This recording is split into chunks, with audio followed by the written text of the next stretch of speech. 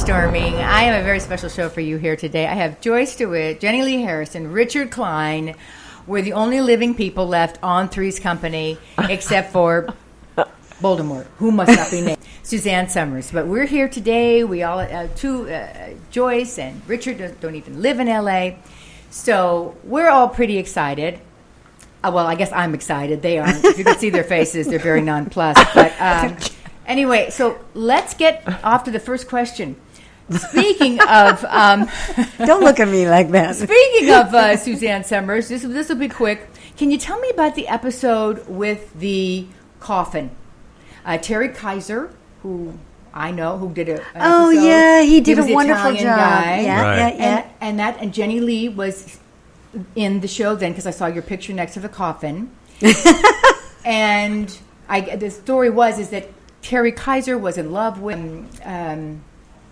was it Joyce? Honey, I'm telling you, this episode I don't recall that well. And he was jealous, and so he was going to kill John. Right. And so they had to fake John's death, and so they put him in the coffin, and then when they put flowers on him, he got allergic, and then he sneezed. Right. But what I want to ask about the story is, it was a great episode. It was before me, but supposedly this was during the time they didn't know if Suzanne was going to right? And I guess on one of the takes, why am I telling the story? I wasn't even there. Gosh darn you, Richie. There was somebody put a ponytail, like, you know how Suzanne would wear those little piglets? Not piglets, but the little ponytails? Yes. Someone had stuck it in the coffin. Do you mean like sticking out? I think that was, a private to the crew and the cast between takes. I don't think that wasn't in the show. It wasn't on air. Yeah, no. I know. You know what I thought was brilliant about that episode, because I know you're getting into is digging a hole. Is Paul dead? Is Paul dead? Yeah. But because Larry was a used car salesman, and so he takes John to the funeral home to look at various coffins.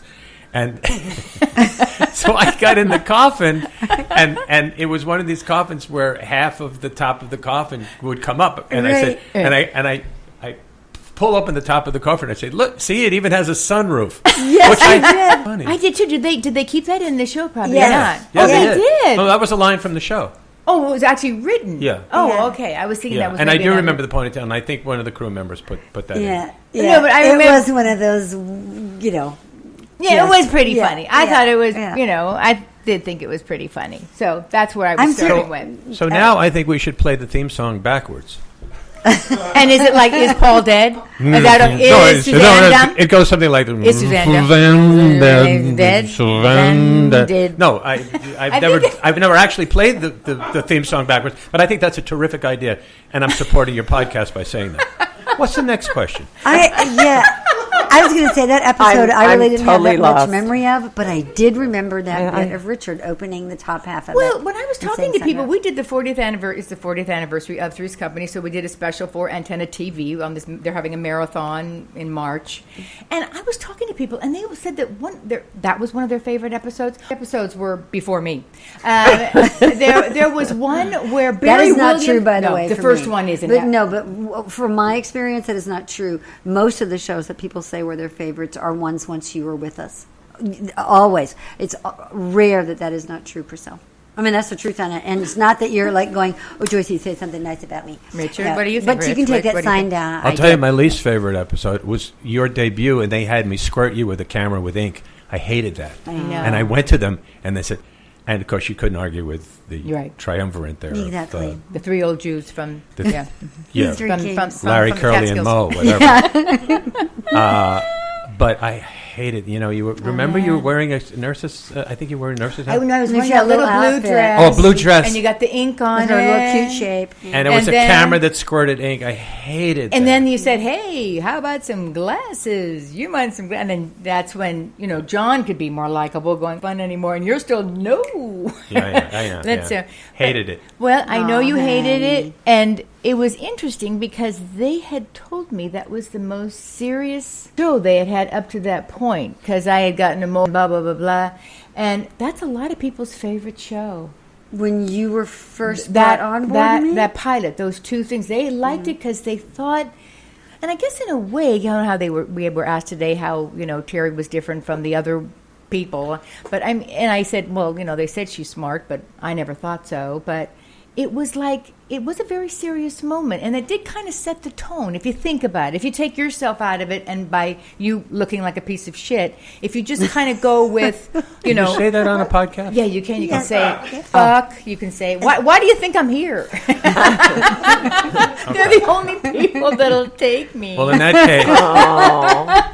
case, I hated that fucking show. Yeah. They love that one, and then they love the one with Barry Williams. That was before me, and I had forgotten. John is afraid to fly, and he takes a tranquilizer, and then he drinks at the party. And that's with Heavy with You, and then he dances, and he turns into our version of Fred Astaire. Because you gave him tranquilizers, and people love. I mean, she didn't ask us today about a lot of shows, but because we were talking so much, but.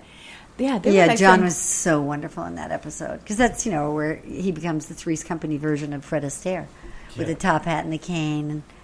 And what I wanted to ask you, Rich, I know we've talked about it all day, but when we were in the green room saying what was our favorite shows now on the air, and the Americans. I mean, I'm just addicted to that. And Richard played Martha, who is a woman that Matthew Rhys has decided to marry in order to keep her in the spy loop. And you're the parent, which I really thought that you were too young to be.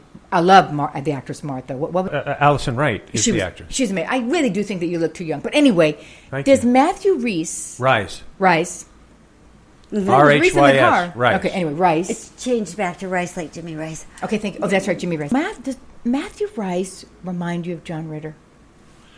No, but I've heard that from other people. Oh, no, have you? No, he didn't. It's eerie to me. Okay. Yeah. Because a comic that everybody says reminds him of like John, like a gay John. There's an actor, I wish I knew his name, an actor on The Good Wife, who I guess is, he's the brother of Margulies. And I thought there's certain shots of him, he looks exactly like John Ritter, but that's just me. Oh, I never thought of that, but now that I picture that actor, I can see that. Yeah. I can see what you mean, but I never thought of it. Priscilla, I don't know if you were in this one, but the one episode that I think about so much is that we talked about how we never went up on a line so that because the camera could be rolling and like you said the show was done like a play. But I remember one time that Mr. Furley, so I don't know if you were when we were both on the show or not. I was with Furley. Mr. had left the apartment and he had to go to LAX, and all of a sudden we were all in the apartment and Mr. Furley, there's a knock on the door because Mr. Furley walks in because the so we were hiding something that we weren't supposed to be doing from Mr. Furley, and he walks in and says it's fogged in, and they had a fog machine. But when Don Knotts opened up the door, they had the fog machine going so badly that the whole apartment filled up like it was a smoke brigade, and nobody could see anything. And so Don Knotts opens it up, and it's so bloody foggy. John went off script because we were all just standing there aghast, like, where are you? And John says, well, but where are you? Like, I can't see you, Mr. Furley. And everybody, so they had to stop. And we were just cracking up hysterically. So they had to stop. They had to redo it like 3 times. He'd open the door, and it wasn't like fog. It was just huge smoke machines, so they couldn't get it together. Like, I was thinking about when you were talking about the door, John going in and out the door. Yeah. Or that outtake did me in. And you know what? See, when we were also talking on the show, the way that I did to try to resurrect some of my memories of Three's Company, I read Don Knott's book. And when he I wanted to talk about a book. He has a wonderful book. What is it? And did it just come out? Was that his daughter that wrote it? No. But I had one to talk about his daughter's show, Karen's one-woman show. But Don wrote his book, and that's where I found out, too, that in his book he talks about how he really hadn't done that kind of a format before, and how he was so nervous. Well, and he said he was just very nervous to do the show and he talked about how they, we do the 2 shows and they would change lines in between. And so you think about that too, like we think, oh, Don Knotts, and such a great actor and such a pro. And he was just like me, so I don't know how nervous you guys got. Well, I think everybody was nervous. I was. Did you see? Have you seen that YouTube with Robin Williams and John? I guess he was at the Improv, No. and if you Google it, YouTube, it'll come up. Because I was just trying to log my memory and go what, and. Robin Williams, Henry Winkler's in the audience because you see a shot in profile. And he goes, "Do you want to come up here and play with me, sir, and do some improv?" And he was talking to John. John gets up on stage, and you can see, I totally forgot. You remember when he was nervous? Everybody has a tell, but when he'd be nervous, like he didn't want to do something, remember he'd always like run his fingers through his hair back and forth like that, or he'd be like, but you knew he was thinking, what's funny. And they did this improv skit, they was at a French restaurant and skits, but you would see him, and when I say nervous, I don't mean that he was handicapped with his nerves. When you say nervous, they think that you can't function. So I think everybody, we're all. Aren't we all they nervous? Also say, I'm nervous now. And they say if you lose your nerves, like if you lose your nervousness or whatever, they said you shouldn't be doing it. I have to say, people ask me about stage fright and whatever, and I say it Do you have it? No. None. I None have whatsoever. I've seen it. I have it for like... So you don't I'm, get all I'm under with, any... I'm oh, with God Joyce. No, bless none at I'm all. with you, honey. Yeah. Because Yeah. unfortunately, I cannot wait to get on stage. Oh yeah. See, It's like an addiction for me. I'm not nervous. I'm a little nervous when I sing in a musical, but not. Doesn't the nerves? I think we're talking about the nerves just before you go on stage. Mine happens... Oh, yeah. What about that? That's what I'm yeah. talking about. No. It's like right when you're... Mine not why happens you're on exactly there. once in the run of a play, and only once. Opening night, the first time I'm in the wings to make my first entrance. Once I hit the wings there and I'm ready for about 30, maybe 60 seconds, there'll be this like nervous energy that I don't really recognize, and that's it. Yeah. And it never happens again. Once and you it get out never there, happened once your voice It'll never happen opens. another night. One time only. And Three's Company, never once. Never. God bless I am you. That's awesome. extraordinarily lucky. I do not have stage fright. I do not have anxiety before going on. I am the luckiest actor on planet Earth. To me, but I am so much more comfortable in the work than I am. I feel much more confident of my work than You I feel do of more myself as a comfortable in person. front of a It's like, camera. I keep trying to be a better person, but I actually know I've been a pretty good actress on occasion. So that's a natural flow. Real life is the one I find challenging. Felt when I started that show, you feel more, But when I started that show, those, Mickey, not so much Bernie, but Mickey, he was so micromanaging me. So I know, I was so Priscilla, we're thrilled to so- be on the stage. Oh. Because When then he couldn't get in nobody there. can do anything then. Do you know what I mean? I didn't have to honey. answer to him, maybe at notes, but I didn't have to answer him. And it's You didn't tell me until years after the show. Do you remember at that Christmas how party? he had you came under up his to me. thumb. Remember, we always threw a Christmas party. Yep. For Cast and crew. which Staff and nobody crew. else does. I'm on Jane the Virgin. When the very first year, they weren't even going to have anything. I go, guys, I got to plan it. I mean, maybe I'm a little reoccurring character, and I'll plan it. And they end up going to a bowling alley. But I mean, it wasn't. But when we had that, Mickey Raw was beautiful at the Beverly Wilshire, which is no longer really. But Mickey came up to me, and here we are. We spent all this money, so it was rather costly, I think. Yes, it was. My sister and I planned them. I know exactly how much they cost. Yeah, and they had photo ops and tree. I mean, it was beautiful, and little bling bags, everything. And he came up.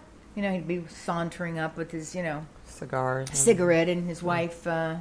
Irene was like asleep at the next table. I mean, so anyway, she was a good deal older. Tell us how you really feel, Priscilla. Really, he sauntered up to me and he said, "This is really, you really look, beautiful tonight." I don't know where Joel was. That was my boyfriend at the time. I guess he was sitting next to me tonight. But then I don't fuck where I eat. He said that to you? He did say that to her. She told me. And I was like, I mean, like you would be interested. it's so bizarre. Was he sober? I don't know. I don't know. But I mean, so it was gosh. really, there was a, You so poor thing. I enjoyed being on stage. Yeah. I didn't have the same experience. But did you know, I digress, I'll stop talking. Bernie West, when they passed away, they had an estate sale. A what? An estate sale. He Okay. lived in West Hollywood in this condo. And I went.